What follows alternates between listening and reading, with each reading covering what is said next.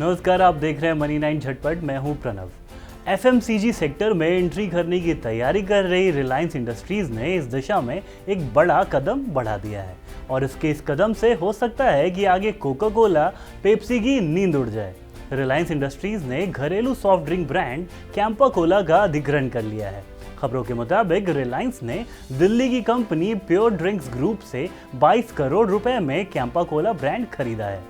Campa Cola brand से लोगों में नॉस्टैल्जिया उमड़ता है क्योंकि यह एक पुराना सॉफ्ट ड्रिंक ब्रांड है जो 1970 में शुरू किया गया था।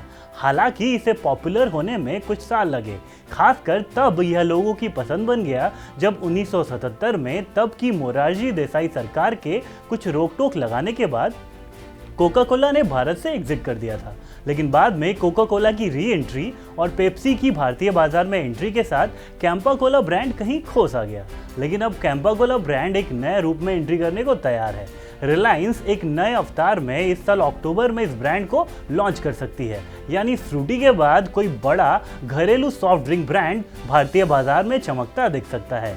कैंपा कोला की बात आई है तो हम उन दूसरे घरेलू ब्रांड्स की भी बात कर लेते हैं जो भारतीय सॉफ्ट ड्रिंक बाजार में एक समय राज कर रहे थे। उनमें से कुछ ब्रांड अब भी सबसे ज्यादा बिकने वाले ब्रांड्स बने हुए हैं, लेकिन अब उनकी कमान विदेशी कंपनियों के हाथों में है, जैसे कि थम्स अप, लिम्का और माजा। ये सभी ब्रांड भारतीय कंपनी पार्ले एग्रो के थे, लेकिन 1993 में पार्ले ने इन्हें कोका कोला को बेच दिया। उस समय भारतीय सॉफ्ट ड्रिंक बाजार में पार्ले की हिस्सेदारी करीब 85% थी। थम्स अप उस समय भी बाजार में सबसे ज्यादा बिकने वाला सॉफ्ट ड्रिंक ब्रांड था और अब भी यह सबसे ज्यादा बिकने वाले ब्रांड्स में शामिल है।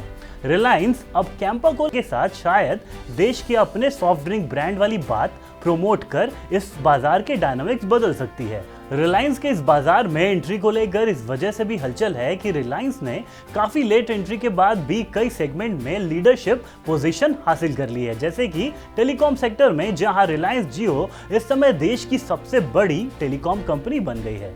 इसी तरह रिलायंस रिटेल आजियो नाम की एक ई कॉमर्स फैशन साइट लेकर आया और अब यह साइट देश के सबसे बड़े रिटेल फैशन साइट्स में से एक है। विशेषज्ञों का कहना है कि कैंपा कोला ब्रांड के अधिग्रहण के बाद हो सकता है कि रिलायंस पूरे तरह से कोई नया ब्रांड लॉन्च कर दे या फिर कैंपा कोला को ही एक नए अवतार या रूप में पेश करे। हालांकि कोका कोला और पेप्सी से लोहा लेना आसान नहीं है। ये दोनों ही मल्टीनेशनल कंपनियां हैं और दोनों अकेले भारत में ही मार्केटिंग पर अरबों रुपए खर्च करती हैं। लेकिन रिलायंस के पास डिस्ट्रीब्यूशन का एक मजबूत नेटवर्क है और साथ ही बाजार के समीकरण बदलने वाली प्राइसिंग स्ट्रेटजी है, जिसे देखकर लगता है कि पेप्सी और कोका कोला को मजबूत टक्कर मिलने वाली है। इसलिए कैंपा कोला ब्रांड को स्थापित करने के लिए रिलायंस प्राइस कार्ड खेल सकती है, यानी बाकी ब्रांड से कम कीमत पर अपने ब्रांड को पेश करना। भारत में सॉफ्ट ड्रिंक का एक बड़ा बाजार है।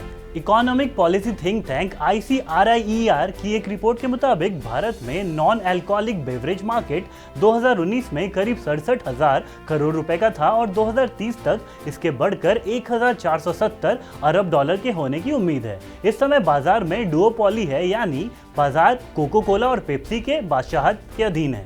ऐसे में एक नई और बड़ी कंपनी के आने के साथ बाजार का हाल आगे क्या रहेगा, यह देखना दिलचस्प होगा। उम्मीद करते हैं यह खबर आपको पसंद आएगी। काम की ऐसी खबरों के लिए देखते रहिए मनी 9।